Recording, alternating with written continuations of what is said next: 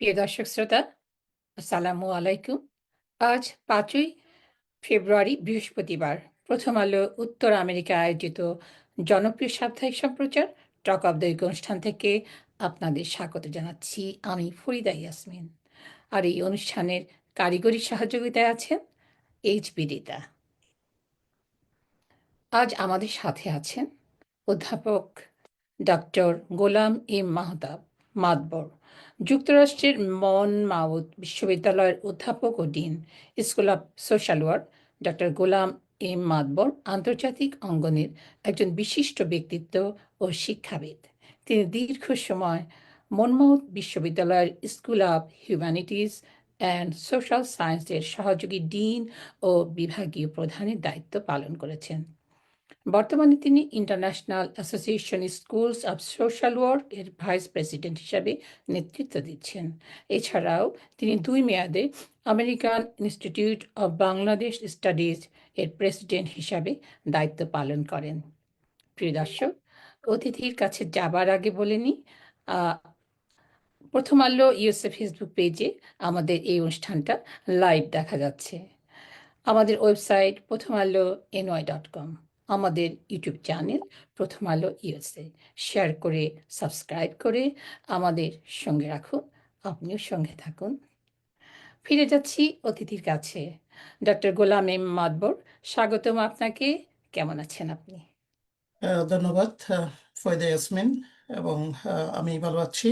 এবং আমাকে যুক্ত করার জন্য আপনাকে ধন্যবাদ। এবং বিশেষ করে আমি আমার বন্ধু ইব্রাহিম চৌধুরী, প্রথম আলো উত্তর আমেরিকা সংস্করণের এডিটর, এবং অন্যান্য যারা এই অনুষ্ঠানে সহযোগিতা করেছেন সবাইকে আমি ধন্যবাদ। এবং আসসালামু আলাইকুম দর্শক শ্রোতা সবাইকে। অনেক ধন্যবাদ আপনাকে। খুব চমৎকারভাবে আপনি আমাদের দর্শকদের সাথে পরিচিত হলেন। আর আপনি অনেক ব্যস্ততার ভেতরেও সময় দিয়েছেন। আপনার মূল্যবান সময় থেকে আমাদেরকে কিছুটা দিয়েছেন, এই জন্য আপনাকে আন্তরিকভাবে ধন্যবাদ। তো আমরা চলে যাচ্ছি প্রশ্নোত্তর পর্বে। তো আপনি তো দীর্ঘদিন ধরে যুক্তরাষ্ট্রে বসবাস করছেন। তো আন্তর্জাতিক দৃষ্টিকোণ থেকে বাংলাদেশ বাংলাদেশের যে বর্তমান নির্বাচন অনুষ্ঠিত হতে যাচ্ছে, তো আপনার যে দৃষ্টিকোণ, আন্তর্জাতিকভাবে আপনি অনেক দেশে গিয়েছেন, অনেক কাজ করেছেন, সেই দৃষ্টিকোণ থেকে আপনি বলবেন যে আমেরিকা এবং ভারতের অবস্থানটা এই সময় কোথায়, এবং আমাদের নির্বাচনের অবস্থাটাও এই মুহূর্তে বাংলাদেশে কেমন, সার্বিক পরিস্থিতি এবং আমেরিকা এবং ইন্ডিয়ার অবস্থানটা এই নির্বাচনে আমরা কোথায় দেখতে পাচ্ছি? আমি আসলে তার আগে একটু বলে নিচ্ছি আমার সম্পর্কে। আমি আসলে বাংলাদেশের একটা প্রত্যন্ত অঞ্চল, দুর্গম অনেকটা বলতে গেলে, কুতুবদিয়া আম, উপজেলার কুতুবদিয়া দ্বীপ আমার বেড়ে ওঠা, আমার জন্ম এবং শৈশবকাল। কুতুবদিয়া থেকে আমি এসএসসি পাশ করি এবং চট্টগ্রাম সরকারি কলেজ থেকে এইচএসসি। তারপর আমি ঢাকা বিশ্ববিদ্যালয় থেকে অনার্স এবং মাস্টার্স করি সমাজ কল্যাণ বিষয়ে, যেটা এখানে সমাজকর্ম বলা হয়। এবং আমি বাংলাদেশে বিশেষ করে 33 বছর পর্যন্ত বয়স পর্যন্ত বোধহয় বাংলাদেশে ছিলাম। এখন এইখানেও 33 বছর হয়ে যাচ্ছে, যুক্তরাষ্ট্র এবং কানাডায় আর কি। তো আমি আসলে আমার জীবনে প্রথমে ব্যাংকার, আমি আমার চাকরি শুরু করি ব্রিটিশ ব্যাংক, গ্রিনলেস ব্যাংক দিয়ে।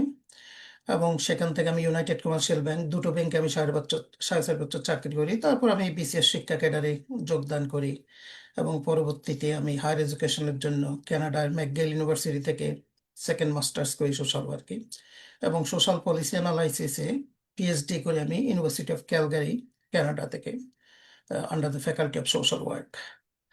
তারপর আসলে আমি শিক্ষা ক্যাডারের একজন অফিসার ছিলাম।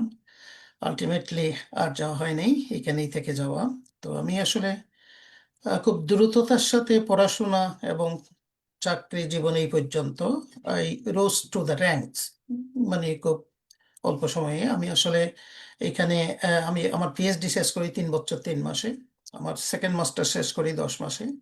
তারপর তো আমি ইউনাইটেড স্টেটসে বর্তমানে যে আমি মনমোহন বিশ্ববিদ্যালয়ে আছি, এখানে আমি প্রায় 27 বছর একই বিশ্ববিদ্যালয়ে। এখানে আমি যোগদান করি সহকারী অধ্যাপক হিসাবে, এবং 4 বছর পর আমি সহযোগী অধ্যাপক হই। এখানে আমেরিকাতে 7 বছর পরে হয়, এবং যেটা আমি আমার এক্সপেডাইটেড ক্যারিয়ারে ছিলাম। তারপর আমি আরো 5 বছর পরে আমি ফুল প্রফেসর হই, অর্থাৎ 2009 সালে আমি ফুল প্রফেসর হয়ে যাই। তো এটা আমার জন্য একটা বিরাট অ্যাচিভমেন্ট। তো আমার আসলে পড়াশোনা তো বেশ করে বলেছি বাংলাদেশে আমার দুটো ব্যাচেলার ডিগ্রি, ঢাকা ইউনিভার্সিটি থেকে আমার honours social welfare plus law degree, এবং মাস্টার্স এখানকার, এবং মাস্টার্স হচ্ছে কানাডার ম্যাকগিল বিশ্ববিদ্যালয়ে, PhD university of Calgary Canada.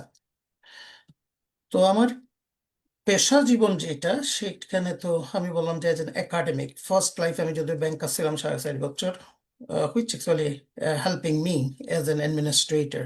কারণ at the end of the day আপনার বাজেটটা আপনাকে ডিল করতে হয়, নাম্বার ম্যাটার্স। তো এই ইউনিভার্সিটিতে সহকারী অধ্যাপক, দেন সহযোগী অধ্যাপক, দেন আমি আসলে অ্যাসোসিয়েট ডিন ছিলাম 8 বছর। আপনি যেটা বলেছেন যে মানবিক ও সামাজিক বিজ্ঞান অনুষদ, 12টা ডিপার্টমেন্ট, এবং আমি বিভাগীয় প্রধান ছিলাম, প্রতিষ্ঠাতা চেয়ারম্যান ছিলাম interdisciplinary study department of philosophy, religion and interdisciplinary studies. এবং এই বিশ্ববিদ্যালয়ে কিন্তু আমি সেনেটের, আমাদের যে ফ্যাকাল্টি সেনেট, এর আমি গভর্নর সেক্রেটারি ছিলাম, এবং আমি প্রেসিডেন্ট ছিলাম। তো এটা হচ্ছে আমার উইদিন দ্য ইউনিভার্সিটি, এবং বর্তমানে আমি স্কুল অফ সোশ্যাল ওয়ার্কের ডিন হিসেবে আছি। এখন স্কুল অফ সোশ্যাল ওয়ার্ক সম্পর্কে আমি একটু যেটা বলবো, এখন এই বছর আমরা কিন্তু we are celebrating 50th anniversary of offering human rights based social work education. এবং আমাদের ব্যাচেলার ডিগ্রি আছে সোশ্যাল ওয়ার্কে, মাস্টার্স আছে সোশ্যাল ওয়ার্কে, এবং doctorate degree in human rights leadership is the first of its kind. Actually আমি dean হওয়ার আগে আমি 2 বছর ওইটার পরিচালক ছিলাম, doctor of social work in human rights leadership.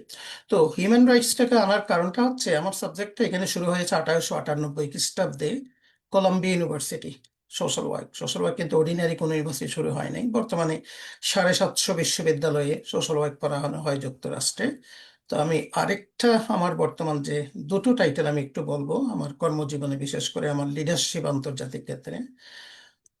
এখানে 800 বিশ্ববিদ্যালয়, 750 ইউনাইটেড স্টেটসে, এবং 50টা মতো বিশ্ববিদ্যালয় কানাডায় সোশ্যাল ওয়ার্ক পড়ানো হয়। কানাডায় 100-এর উপরে বিশ্ববিদ্যালয় আছে, আর 14টা বিশ্ববিদ্যালয় ক্যারিবিয়ান। তো এটাকে বলা হয় north American and Caribbean association of schools of social work, অর্থাৎ ইউনিভার্সিটিগুলোর 800 বিশ্ববিদ্যালয়। সেটা আমি বর্তমানে ইলেক্টেড প্রেসিডেন্ট ফর 4 ইয়ার্স। এবং আপনি তো বলেছেন যে আন্তর্জাতিকভাবে সারা বিশ্বে 5,000 বিশ্ববিদ্যালয়, আমরা জানি 15,000 মতো বিশ্ববিদ্যালয় এস্টিমেটেড বলে আছে এইখানে। আমি বর্তমানে এই যে 17 জন, যে সারা ওয়ার্ল্ডের যে এক্সিকিউটিভ বোর্ড, সেটা আমি ভাইস প্রেসিডেন্ট হিসেবে কাজ করছি। আর এটা হচ্ছে আমার আন্তর্জাতিকভাবে। রিজিওনাল ভাবে নর্থ আমেরিকা ক্যারিবিয়ানের আমি প্রেসিডেন্ট। আর এখানে আমাদের সোশ্যাল ওয়ার্কের যে 750 বিশ্ববিদ্যালয়, এটা অ্যাক্রিডিটেশন বডি বলা হয় council on social work education. এটা কিন্তু আমি 3 বছর বোর্ড মেম্বার ছিলাম, গত জুনে শেষ করেছি, এবং 4টা কমিশন, একটা কমিশনে আমি চেয়ারম্যান ছিলাম, আমার আন্ডার আবার 3টা কাউন্সিল ছিল। So this is what all about my, যে পেশাগতভাবে এবং আমার আপব্রিঙ্গিং। তো আমার আপব্রিঙ্গিং তো বলেছি কুতুবদিয়া আইল্যান্ড থেকে। এবং আমার পারিবারিক জীবনটা একটু বলবো। আসলে আমি আমার ওয়াইফ হচ্ছে আমার সহপাঠী ঢাকা বিশ্ববিদ্যালয়ের। I am from Cox's Bazar, she is from Pabna. In fact actually I really recognise her support and inspiration. আমরা জানি there is for every man there is another women behind, the person. So তার সহায়তা এবং সহযোগিতা আসলে আমাকে এতটুকু আসলে সাহায্য করেছেন, other than my other friends, families, and the relatives and the teachers. তো আপনার প্রশ্নের উত্তরে আমি আসবো এখন। উত্তরটা হচ্ছে আপনি যেটা বলবো, আচ্ছা আরেকটা যেটা আমি বলবো, আমি আসলে কিন্তু আরো কয়েকটা প্রতিষ্ঠানে কিন্তু আমি লিডারশিপ দিয়েছি। আমার আন্তর্জাতিক আসলে লিডারশিপটা কিন্তু ভেরি এভিডেন্ট। এবং বলবো যেটা Canadian association for the study of international ডেভেলপমেন্টের কিন্তু আমি প্রেসিডেন্ট ছিলাম, ইলেক্টেড। এটা কানাডার আন্তর্জাতিক যে পড়াশোনা সেটার উপরে। আর international consortium for social development, যার মাধ্যমে কিন্তু আমি বাংলাদেশে 2011 সালে, ওইটা আমি ভাইস প্রেসিডেন্ট ছিলাম, ওইটাও কিন্তু ওয়ার্ল্ড ওয়াইড, এবং ওর মাধ্যমে বাংলাদেশে গুড গভর্নেন্সের উপর 2011 সালে আহ, একটা কনফারেন্স করেছিলাম, যেখানে প্রায় 388 ডেলিগেট ফ্রম 48 কান্ট্রিজ, যেখানে আমার মূল বক্তা ছিল প্রফেসর মোহাম্মদ ইউনুস, এবং unfortunately he could not deliver his speech because of all the hard times he was getting at that time from the government, the then government.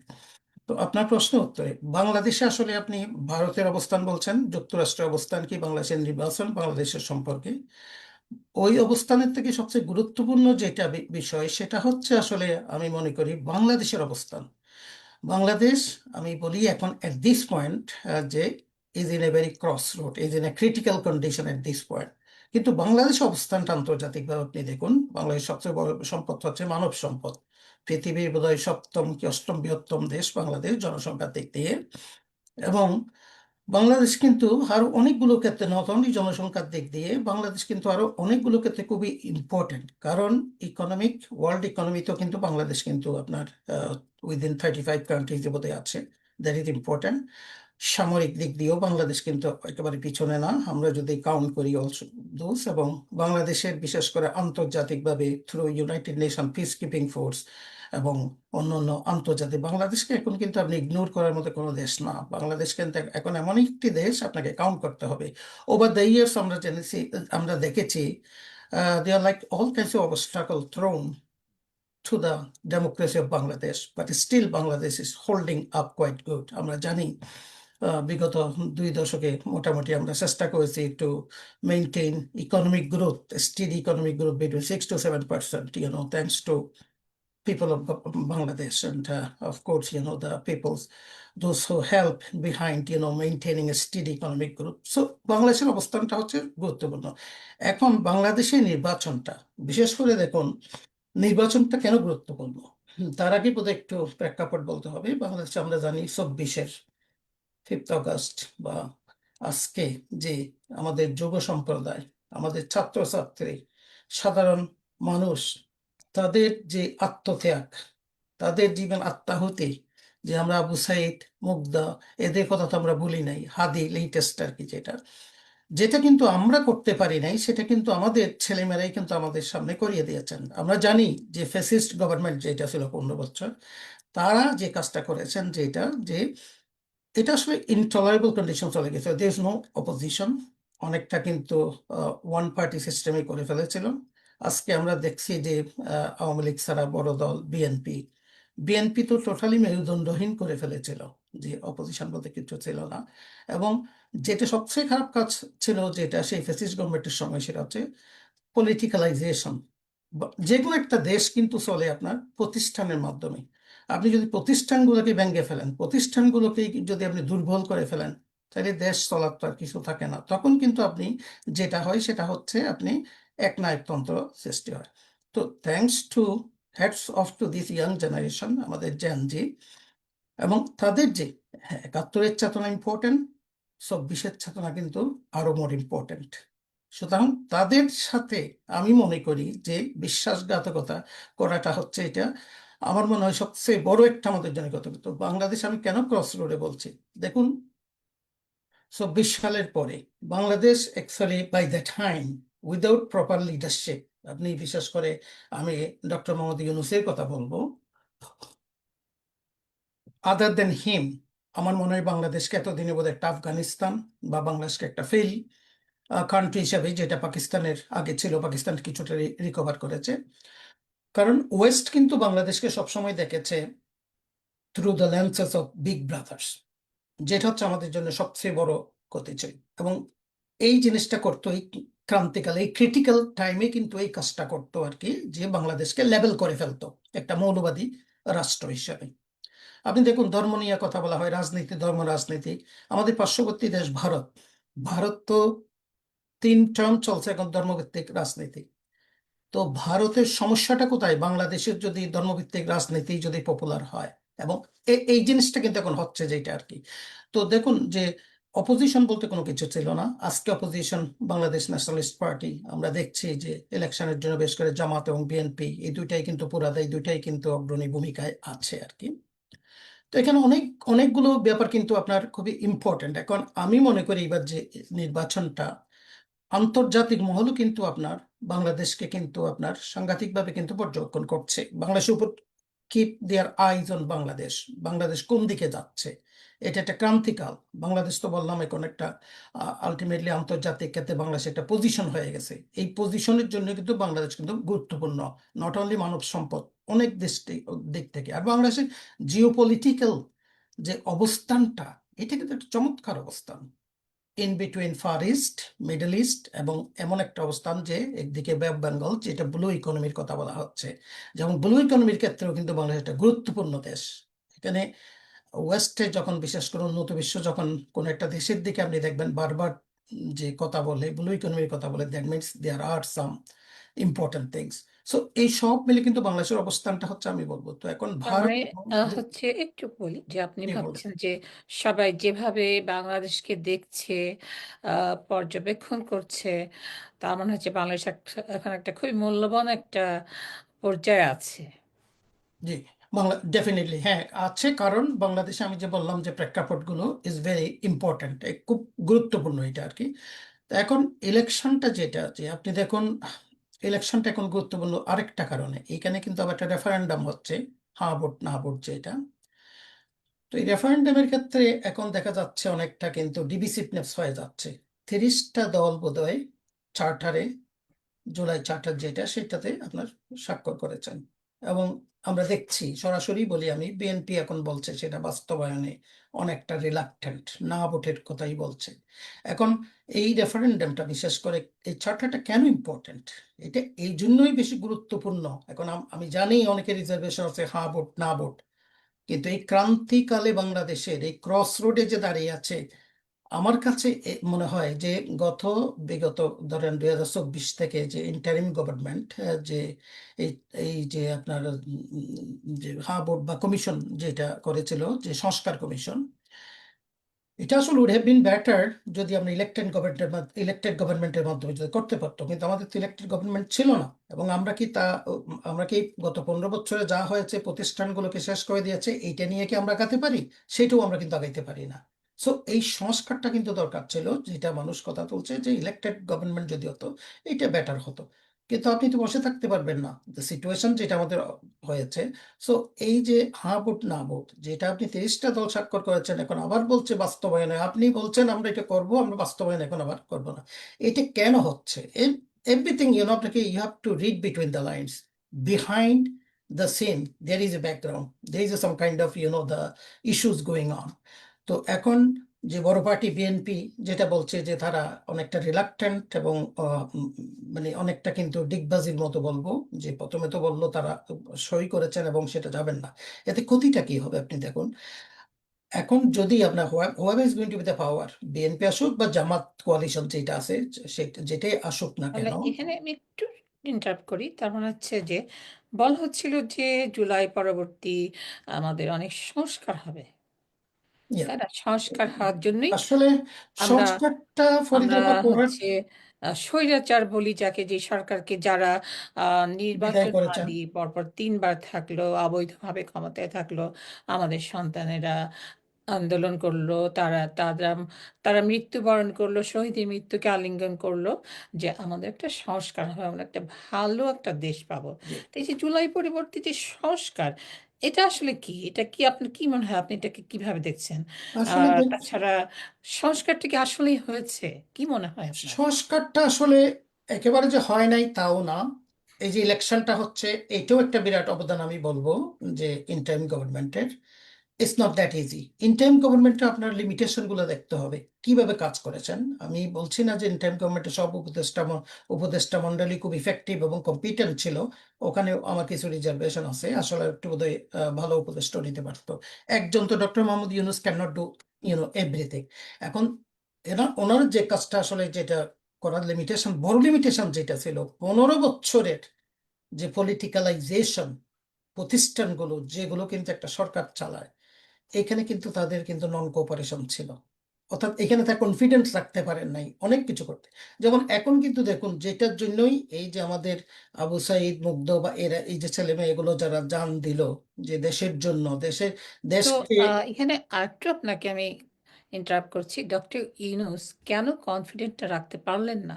উনি তো এখানে একটা আন্তর্জাতিক মানসম্পন্ন লোক। আন্তর্জাতিক পর্যায়ে ওনার অনেক প্রসার, অনেক প্রতিপত্তি, অনেক দক্ষতা, উনি নোবেল লরিয়েট। তো ইয়া উনি কেন পারলেন না এখানে উনি এসে ওনার ওইটা কনফিডেন্টটা রাখতে? ওইটা উনি কেন পারলো না, তার থেকে আমি বলবো যে এটা আর কি, উনি যে কাজটা করেছেন সেটা কিন্তু অনেকে কিন্তু বুঝতে পারছেন না। হুম। আন্তর্জাতিকভাবে বাংলাদেশ, আজকে বললাম, উনি ছাড়া অন্য যে কোনো হলে কিন্তু বাংলাদেশকে লেভেল করে ফেলতো, একটা একটা আইডেন্টিফিকেশন, একটা কিন্তু আপনার লেভেল হুম দিয়ে হুম দিত হুম বাংলাদেশকে। আচ্ছা, এখন যেটা আমি বলতেছিলাম আপনাকে কি, 15 বছরে যেটা পলিটিক্যালাইজ করে ফেলছেন, যে প্রতিষ্ঠানগুলোকে নিয়ে আপনি সংস্কারটা করবেন, সংস্কার তো can not come from the vacuum, শূন্যস্থান থেকে তো সংস্কার হবে না।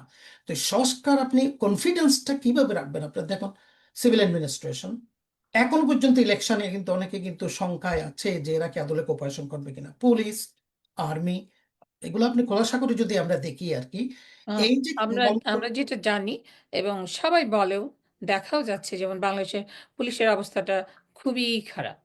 রাইট, তো এই যে ওরাই তো ল এনফোর্সমেন্ট কারা করে, আপনি যে যে সংস্কার করবেন, সংস্কার করলে একটু ইমপ্লিমেন্টেশন করতে হবে। তো ইমপ্লিমেন্টেশনের জায়গাটাই কিন্তু ওনাদের বড় দুর্বলতা ছিল। তা ওনারা কিন্তু টাইম নিয়েছেন, কিন্তু আমরা অনেকেই বলি, আমি যেটা বারবার বলছিলাম যে করাপশন বাংলাদেশে কিন্তু এখন তিনটা জিনিস মানুষ বেশি করে দেখতেছে, তিনটা চারটা জিনিস বিশেষ করে। আপনি প্রথম নাম্বার ওয়ান হচ্ছে এই যে চাঁদাবাজিটা, ইভেন 24-এর পরেও যে চাঁদাবাজি করেছেন, এইটা কিন্তু মানুষ অসহনীয়। নাম্বার টু হচ্ছে আপনার দেখুন যে যে মানি লন্ডারিং করছে। নাম্বার থ্রি যেটা আমি বলবো, করাপশন। কোনো কিছুই কিন্তু আপনার সাবলীলভাবে যায় না, প্রত্যেকটা জায়গায় কিন্তু ঘুষ বা প্রত্যেকটা, এইগুলোই কিন্তু মানুষ অনেকটা কিন্তু অতিষ্ঠ হয়ে গেছেন। তার উপর এখন হয়েছে 2024-এর পরে মবক্রেসি, অল দোস যে জনজীবনে কিন্তু এই জিনিসগুলো কিন্তু মানুষ ভীষণ অস্বস্তি। তো মানুষ এখন যেটা ভাবছে, আমার কাছে যেটা, আমারও অবজারভেশনে, আমার পর্যবেক্ষণে যেটা মনে হয়, enough is enough, we have seen the people. তো এইবার ইলেকশনে আমার কাছে যেটা মনে হচ্ছে, মানুষ যেটা দেখছে, হু আর দোজ পিপল? আমরা তো এদের পিছনে ছিলাম, বড় বড় দুইটা পার্টি শাসন করে গেছেন, এবং কোন পার্টি আসবে আমি জানি না, মানুষ কিন্তু এখন গুরুত্ব দিচ্ছে যে এই যে ব্যক্তিটা ইলেকশন রান করছে, ইলেকশনে দাঁড়িয়েছেন, তার ব্যাকগ্রাউন্ড কি, তার ট্রেজেক্টরি কি, তার যে ঋণ খেলাপি, এই জিনিসগুলো কিন্তু এখন বাংলাদেশের মানুষ কিন্তু এখন কিন্তু পলিটিক্যালি অনেক সচেতন। তো আমার কাছে মনে হচ্ছে এইবার নির্বাচনে পার্টি এফিলিয়েশন থেকে ক্যান্ডিডেটদের যে ক্রেডিবিলিটি, ক্যান্ডিডেটদের যে ব্যাকগ্রাউন্ড, আমার মনে হচ্ছে বাংলাদেশে আপামর মানুষ, কারণ আপনি দেখবেন রিক্সাওয়ালাকে যদি এখন ইন্টারভিউ করে, আপনি কৃষককে যদি ইন্টারভিউ, তারা কিন্তু এখন বলছে যে আমাদের এনাফ হয়েছে। ইভেন যাদেরকে আমরা সংখ্যালঘু বলি, সংখ্যালঘুরও কিন্তু এখন দিচ্ছে। তো এবার আমার কাছে মনে হচ্ছে তিনটা গুরুত্বপূর্ণ এখানে হচ্ছে স্টেক হোল্ডার, এই ইলেকশনের যে ডিফারেন্সটা আনবে। হ্যাঁ, আমরা দেখছি এখন জামাতে বড় বড় মিছিল করে পার্টি জনসভা করছে, একইভাবে বিএনপিও করছেন। এগুলো তো আপনার স্বাভাবিকভাবে যারা ডাই হার্ট ওই পার্টিগুলোর জন্য তারা আসবে, এবং কিছু কিছু সাধারণ মানুষ আসবে। কিন্তু যেগুলো হচ্ছে সুইং ভোটার, এইবার যেটা হবে বিশেষ করে উইমেন ভোট। নাম্বার টু হচ্ছে ইয়াং জেনারেশন। ইয়াং জেনারেশন কিন্তু they are not seeing the issues the way you and I or the people at my age are looking at it. They are trying to see the things. So politician need to understand, ওদের যে পালসটা বুঝতে হবে। এবং আমার মনে হয় কিছু কিছু লিডারের বক্তব্যে আমি কিন্তু ভীষণ ইন্সপায়ার্ড। আমি অবাক হয়ে যাই যে তারা রিসার্চ করছে, তারা কিন্তু তাদের চোখে সমস্যাগুলোর কথা বলছে, কিভাবে অ্যাড্রেস করবে বলছে। এই জিনিসগুলো কিন্তু এখন গুরুত্বপূর্ণ না। আরেকটা যেটা হবে হচ্ছে আওয়ামী লীগের ভোটটা। কারণ আপনি আওয়ামী লীগ তো যেহেতু পার্টিসিপেট করতে পারছে না এবার, তো স্বাভাবিকভাবে তাদের ভোটটা কিন্তু এখন কোন দিকে যাবে। তো লাস্ট মুহূর্তে যেটা আর কি, এবং আওয়ামী লীগও আপনি মনে করেন না যে সবাই কিন্তু ওই বিএনপি কে দেবে, এদের ভিতরে কিন্তু ডিভিসিভনেস আছে। কারণ আওয়ামী লীগে হয়তো 10% লোক, যাদের আমরা আজকে দেখছি অনেকে কলকাতায় গিয়ে 600-700 চলে গেছে, বা আরো গা ডাকা দিয়ে আছেন, আওয়ামী হুম। লীগেও কিন্তু অনেক ভালো লোক আছেন। তারাও কিন্তু এখন চিন্তা করছে, wait a minute, this is not the Awami League that actually I thought of. তো তো এদের ভোটটাও কিন্তু এখন গুরুত্বপূর্ণ, এই আপনার কি তিনটাই কিন্তু ডিফারেন্স। কখনো মনে হয় না যে এই যে যেমন আওয়ামী লীগ নাই, তাদের ভোট, তারপর অনেকে বিএনপিকে পছন্দ করে না, অনেকে জামাতকে পছন্দ করে না। আপনার কি মনে হয় না কখনো যে একটা বিরাট সংখ্যক ভোটাররা এবার ভোট দিতে যাবেন না, এমন কি কখনো মনে হয়? আমার আমার কাছে মনে হচ্ছে, যেটা আমার অবজারভেশনে, আমি আসলে বাংলাদেশে প্রতি বছর যাই, এবং আমি একজন সোশ্যাল সায়েন্টিস্ট হিসাবে, হুম সামাজিক হুম। বিজ্ঞানী হিসাবে, আই ক্যান সেন্স দ্যাট বাংলাদেশের মানুষ কিন্তু এবার আমার মনে হয় সবচেয়ে বেশি বেশি ভোট কাস্ট করবেন, কারণ তারা জানে এইবার কিন্তু বাংলাদেশের সবচেয়ে বড় ইম্পর্টেন্ট যে ব্যাপারটা হচ্ছে what is going to happen for the future, এবং এইটা আমাদের ডেস্টিনেশন। এবং এইবার বোধহয় ভোট কাস্ট হবে, এবং ভোটের যে আমরা এখনো শঙ্কা অনেকে করছি কি ঘটবে, কি ধরনের যে নিরাপত্তা, এটা বোধহয় এখন যে বেশ করে পুলিশের আইজিপির আমি কতগুলো স্টেটমেন্ট দেখলাম, যে এইভাবে তারা যে তাদের ইনস্ট্রাকশন গুলো দিয়েছেন এসপিদের এবং সিভিল অ্যাডমিনিস্ট্রেশনদেরকে, আমার মনে হচ্ছে অ্যাকাউন্টেবিলিটিটা তারা বোধহয় বলছে যে you'll have to face it. So এই ভয়টা যদি কাজ করে সিভিল সার্ভেন্ট এবং ল এনফোর্সমেন্ট এজেন্সির, আমার মনে হয় পক্ষপাতিত্বটা করাটা বোধহয় তাদের ইচ্ছে থাকলেও খুব ডিফিকাল্ট হবে। আর এইবার সবচেয়ে বড় নিরাপত্তা যেটা দেবে জনগণ, ওই আপনি ভোট চুরি করা এগুলো জনগণ মেনে নেবে না। আর বিশেষ করে আমি মনে করি যে আমি যেটা দেখছি জামাত ইসলামের শিবির, এবং দে আর ভেরি ওয়েল ট্রেন্ড এবং ভেরি কমিটেড, ভেরি ডেডিকেটেড। আমার কাছে মনে হচ্ছে যদি এই ধরনের কোনো কিছু করতে যায়, যে তারা অন্য বাধা দেবে। পার্টিরা, বিরাট একটা রক্তক্ষয়ী অবস্থা হবে, হুম এবং হুম। সেটা হতে দেবে না। ইমিডিয়েটলি বোধহয় সেটা অ্যাড্রেস হবে। তার মানে সেটা হচ্ছে আমরা আশা রাখতে পারি যে অনেক ভোটার ভোট কেন্দ্রে যাবেন, ভোট দেবেন, এবং ভোট চুরির আহ, সম্ভাবনাটা কমে যাবে, যেহেতু জামাতের সবাই খুব ডেডিকেটেড, তারা মাঠে থাকবে। এবং অনেক ভোটার আছে যারা জন্মের পরে ভোটই দেয়নি, রাইট। তারাও হয়তো খুব ইয়ে, উৎসাহ নিয়ে যাবে। এবং আপনার ওদের কথা তারা খেয়াল রাখবে যাতে ভোট চুরিটা না না হয়। হয়, করতে সেটা না আমাদের পারে। কিন্তু হ্যাঁ। খুবই নিশ্চয়ই খুব আশাব্যঞ্জক। তারপর আরেকটা আশার কথা হচ্ছে, এবছরই প্রথম বাংলাদেশের প্রবাসীরা ভোট দেওয়ার অধিকারটা পেয়েছে, এবং তারা দীর্ঘ প্রতীক্ষার পর এই সুযোগ প্রবাসীরা পেয়েছে।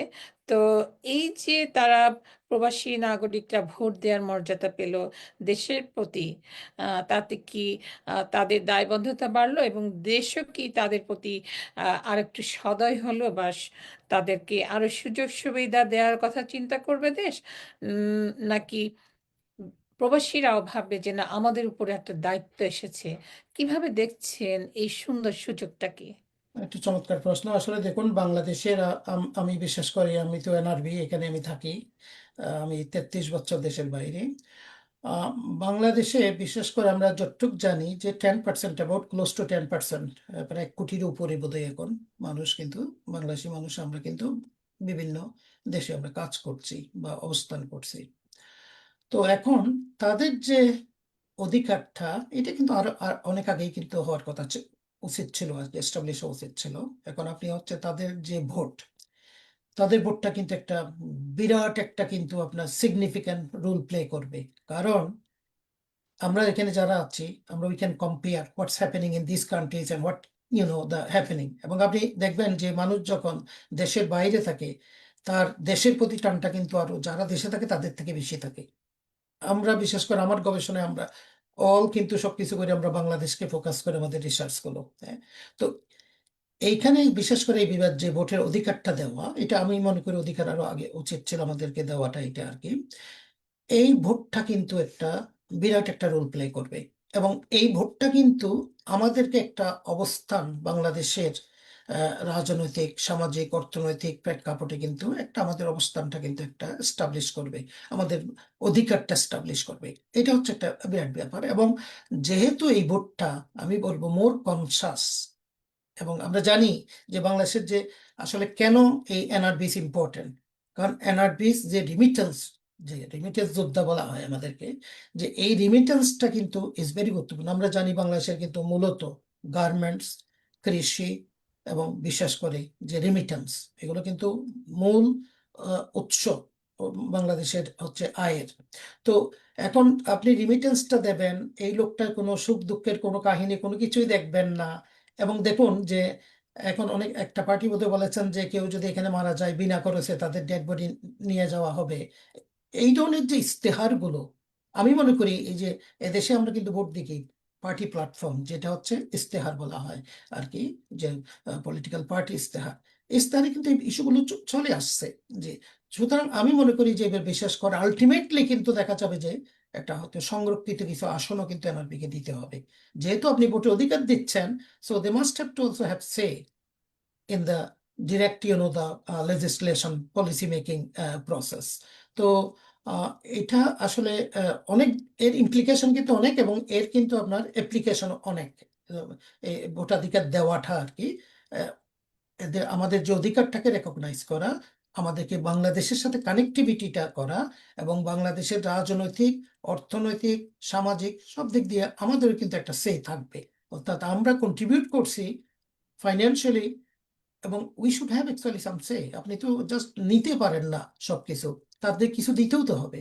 সো আমি মনে করি এটা একটা উম, বড় দিক হবে, এবং এই সুইং ভোটারদের ভোটগুলো কিন্তু আলটিমেটলি আমার মনে হয় দেশের যে পলিটিক্যাল স্টেবিলিটি এবং লিডারশিপ।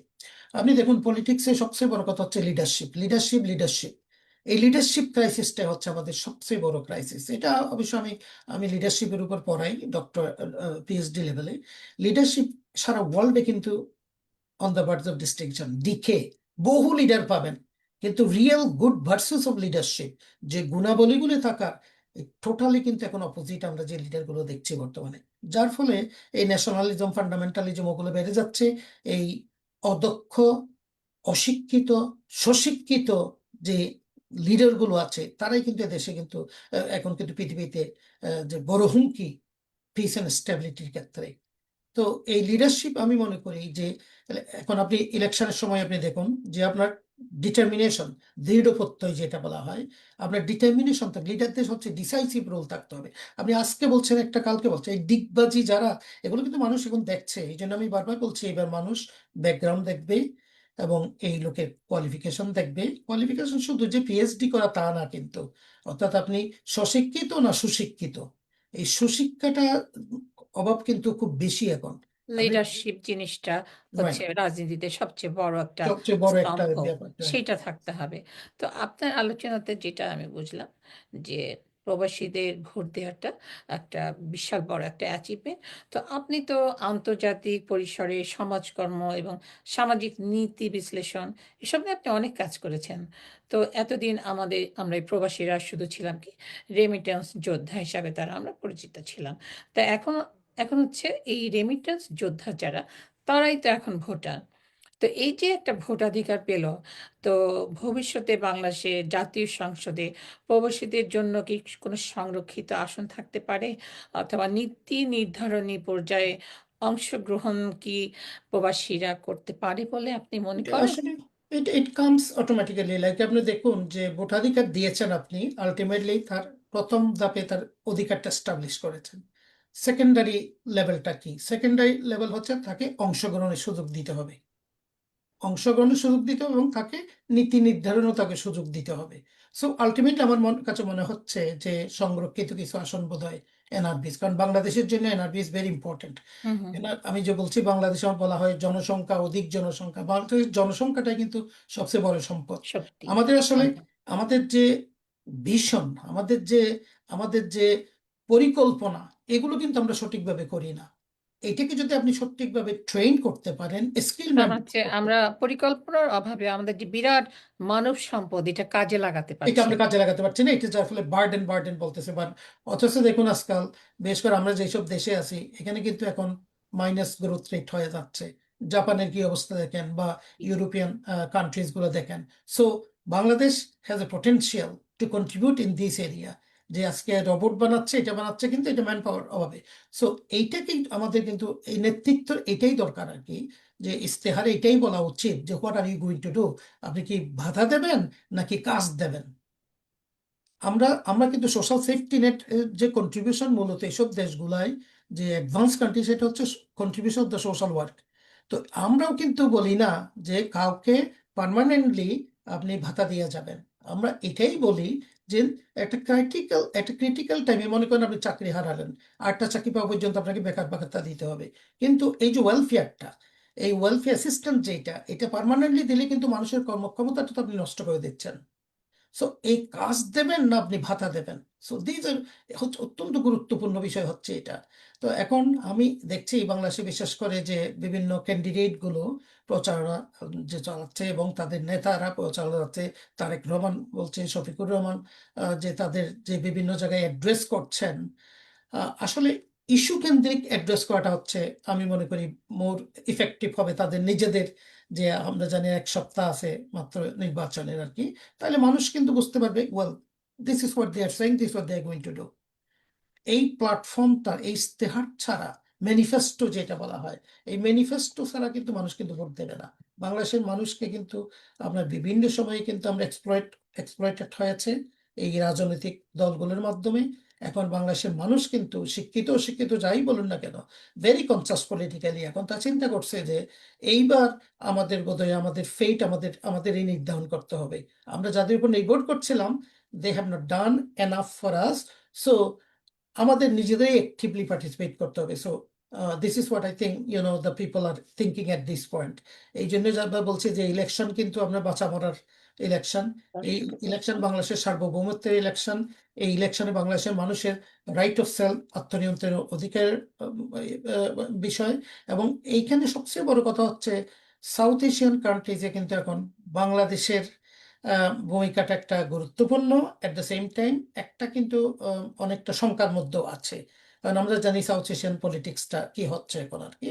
সো বাংলাদেশ যদি খুব পরিকল্পিতভাবে না আগায়, আমার মনে হয় Bangladesh is going to be facing a serious the crisis, serious obstacle.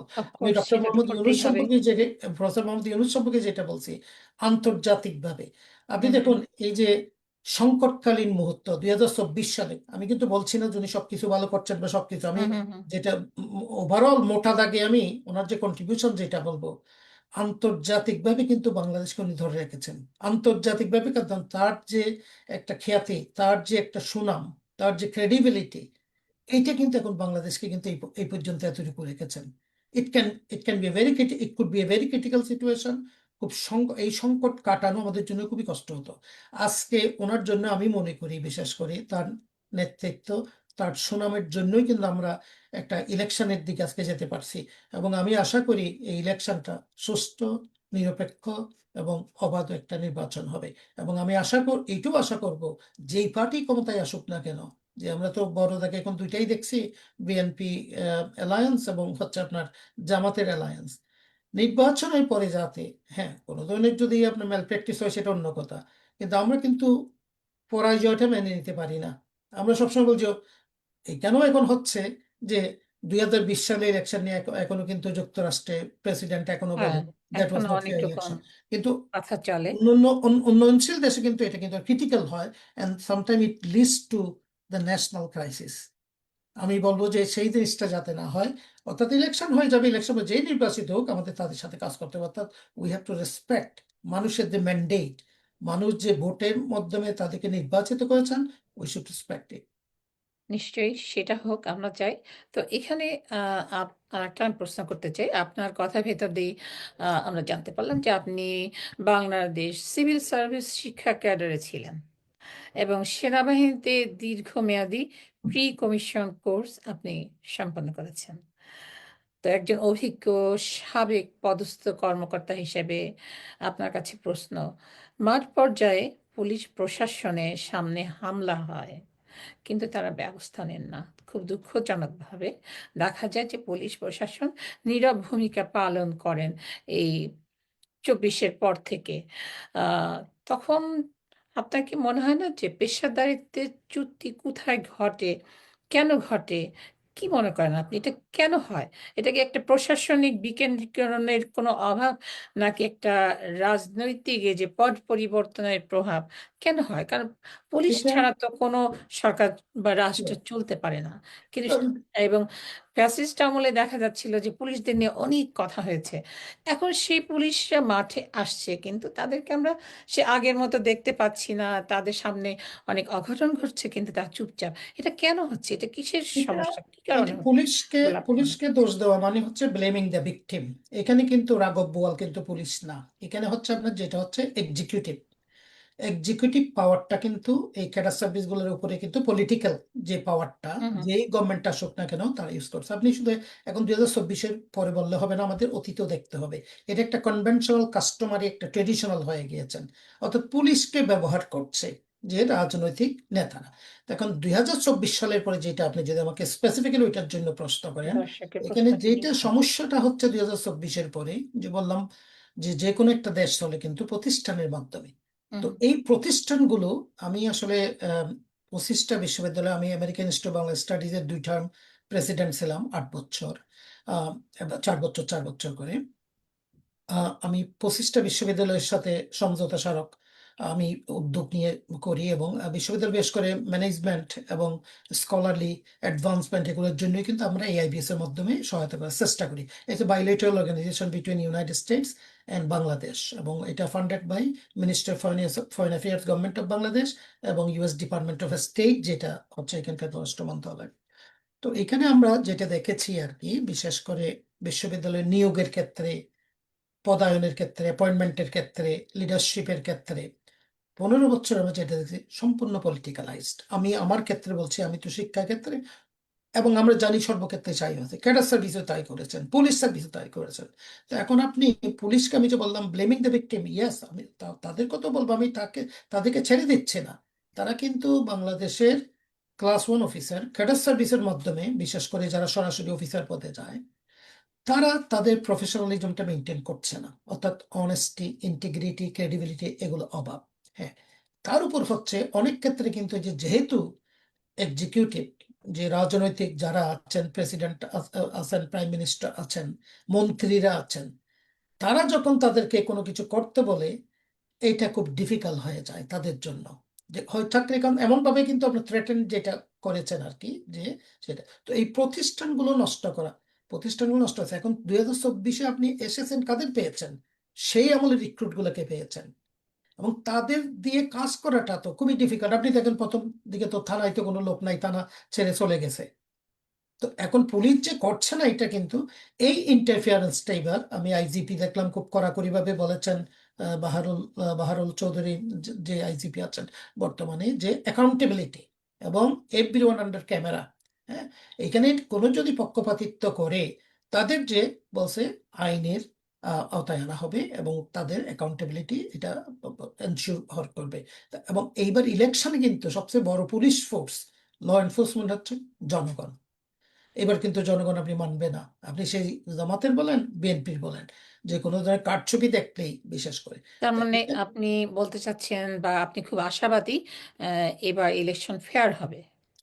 আমি আশা করছি জনগণ কিন্তু এটা ফেয়ার হবে, খুব ভিজিল্যান্ট, এবং যারা আগে এক্সিকিউটিভ পাওয়ার যেটা ইউজ করতো, বিশেষ করে যে পলিটিক্যাল লিডার যারা অ্যাসেন্ডিং ক্ষমতা থাকতো, সেটাই এখন তাদের জন্য করা খুব ডিফিকাল্ট হবে, কারণ তারা তো ক্ষমতায় নাই, এখন তো ক্ষমতায় হচ্ছে ইন্টারিম গভর্নমেন্ট। তো যার ফলে তারা কিন্তু অলরেডি কিন্তু অনেকটা কিন্তু আইসোলেট, অলরেডি কিন্তু ডিসএডভান্টেজড হয়ে গিয়েছেন। এবং অন্যদিকে হচ্ছে পুলিশের যদি ভূমিকা, যেটা ইনস্ট্রাকশন দিয়েছেন আইজিপি, এবং তাদেরকে যদি সিভিল অ্যাডমিনিস্ট্রেশন এবং ল এনফোর্সমেন্ট, বিশেষ করে পুলিশের কথা আমরা বলি, এবং আমি দেখলাম আর্মির চিফ অফ স্টাফ যে বলেছেন, যে বিশেষ করে যে 1 লক্ষের উপরে বোধহয় আর্ম ফোর্সেস এর মেম্বারকে ডিপ্লয় করা হচ্ছে, 3,000 বোধহয় বিমান বাহিনীর, 6,000 দেখলাম নেভাল ফোর্সের, কারণ কতগুলো কোস্টাল এরিয়াজ আছে সেখানে তো নৌবাহিনী, পুলিশের তো প্রায় 1 লাখের উপরে, paramilitary, answer, BDP, even Bangladesh national cadet কোরের মেম্বাররা। তো এইবার বোধহয় খুব ডিফিকাল্ট হবে যে পক্ষপাতিত্ব করা আর কি, এবং কোনো কেউ পক্ষপাতিত্ব করলে জনগণই বোধহয় প্রথম লেয়ারে যে বাধাটা দেবে, অবস্ট্রাগলটা জনগণের মাধ্যমেই আসবে। So that is what is the good thing, আমি বলবো চেক অ্যান্ড ব্যালেন্সের মতো অনেকটা আর কি। তো আশা করি যে একটা সুস্থ, অবাধ এবং নিরপেক্ষ নির্বাচনের মাধ্যমে আমরা দেখব জনগণের উইল, জনগণের ম্যান্ডেটের মাধ্যমে যদি আমরা বাংলাদেশের ডেমোক্রেটিক ট্রানজিশনটা হয়, I think That would be the future of Bangladesh. তো আরেকটা প্রশ্ন করছি, জানি না করা ঠিক হবে কিনা। আম, যেহেতু প্রবাসীদের আমরা ভোটার হয়েছি, আপনি কি ভোট দিচ্ছেন? বা প্রবাসীদের তো আগে আপনি দিয়েছেন ভোট? আমি আসলে একটা বোধহয় যেটা ভুল করে ফেলছি, আমি রেজিস্ট্রেশনটা করতে দেরি করে ফেলেছি, যার ফলে আমি শেষ পর্যন্ত কিন্তু I could not cast my vote. এবং এটা আমার মনে হয় আচ্ছা আমার একটা আচ্ছা। বিরাট একটা দায়িত্ব আমি বোধহয় পালন করি নাই। আপনি প্রশ্নটা ক্যান্ডিডলি করেছেন, আমি আমি আশা candidly- করেছিলাম আপনি বলবেন যে হ্যাঁ আমি ভোট দিয়েছি। এক্স্যাক্টলি আমার এবং উচিত ছিল এটা আর কি। তো আমার কারণ রেজিস্ট্রেশনটা হয়ে আপনারা তো আমাদেরকে পথ দেখাবেন, আপনাদের পথ ধরেই আমরা যাব। এই যে আজকে আপনি টক শো করলেন, অনেকে দেখলো, আপনার কথা শুনলো, অনেকে আশান্বিত হলো। তো অনেক দর্শকও চাচ্ছিল জানতে যে ডক্টর সাহেব কি ভোটটা দিয়েছেন। ফরিদা আপা একটু জিজ্ঞেস করেন। তা দর্শকের আসলে অনুরোধেই আমি আপনাকে জিজ্ঞেস করলাম। রাইট, দর্শকরা কিছুটা ঠিক হয়তো আছে, আশাহত হলো। ঠিক যাক, আছে। না ঠিক তারপরেও আছে, এটা আমি সততা আসলে দেখুন আমাদের হ্যাঁ হ্যাঁ, অনেস্টি ইজ দ্য কি। আমার জীবনে জি আমি জি, একটা জিনিসে দেখেছি, আপনাকে if you don't experiment your honesty lie, there is no scope. Hmm আপনি হুম হুম, একটা লাই মানে হচ্ছে আরো 10টা লাইয়ের কিন্তু আপনি স্কোপ। হ্যাঁ সো তা তো বটেই, আপনি, আমি তা তো যেটা করি বটেই। নাই আমি সেটা বলতে পারবো না। না, না, না, না, না আপনি যে বলেন মিথ্যাটা বলেননি এটা হচ্ছে আরেকটা, হ্যাঁ অবশ্যই অনেস্টি। এনিওয়ে, কেউ দিবে কেউ দেবে না, এটা তো হবেই। আপনি দেননি, কিন্তু সুযোগ থাকার কারণে অন্য যারা দিয়েছেন ভোট তো পেয়েছে। বাংলাদেশে একটা ভোটের অধিকার তো আমরা পেয়েছি, তাই না? সেটা আমাদের জন্য অনেক সুখের, অনেক আনন্দের। তো আমাদের অনুষ্ঠান তো প্রায় শেষের দিকে। তো অধ্যাপক ডক্টর গোলাম এম মাদবর, আপনি আমাদের আজকের অনুষ্ঠানে আসলেন, সেজন্য আপনাকে আমরা অনেক অনেক অনেক ধন্যবাদ জানাচ্ছি। আপনি এত ব্যস্ত মানুষ, তারপরে আসলেন আমাদের আহ্বানে, এজন্য আমরা খুবই আনন্দিত। ইনশাল্লাহ আপনাকে আমরা আবারও আনবো আমাদের অন্য কোনো অনুষ্ঠানে, এরকম ইলেকশন নিয়ে অথবা বাংলাদেশের কোনো ব্যাপারে আমরা অবশ্যই আপনাকে রাখবো। তো প্রিয় দর্শক, আমরা যেমন আমেরিকান, আমরা তেমন বাংলাদেশীয়। বাংলাদেশ আমাদের অন্তরে অষ্টপ্রহরেই হাতছানি দেয়। বাংলাদেশের ভালো সংবাদ যেমন আমাদেরকে আনন্দ দেয়, ঠিক তেমনিভাবে খারাপ সংবাদে আমরা উতলা হই, উদ্বেগ উদ্বেগ উৎকণ্ঠায় আমরা খুব হতাশ হয়ে যাই, আমাদের খারাপ লাগে, আমাদের রাতের ঘুম হারাম হয়ে যায়। তো আজকে সেই বাংলাদেশকে নিয়েই আমরা কথা বললাম। আশা করি দর্শকদের ভালো লেগেছে। এবং সামনে যে ভোট হবে, সেই ভোটের জন্য আমরা অপেক্ষা করছি। দেখি কোন নতুন সূর্য আমাদের সামনে এসে হাজির হয়। নিশ্চয়ই আমরা বাঙালিরা যারা বিদেশে থেকে দেশের জন্য আমরা উদ্বেলিত হই, উৎকণ্ঠিত হই, আনন্দিত হই, আমাদের আশা নিশ্চয়ই সেই ভোটের মাধ্যমে পূরণ হবে বলে আমি আশা করছি। তো প্রিয় দর্শক, আজকের মতো এখানেই শেষ করছি। আপনারা সবাই ভালো থাকবেন, সুন্দর থাকবেন। শুভরাত্রি। ধন্যবাদ, শুভরাত্রি।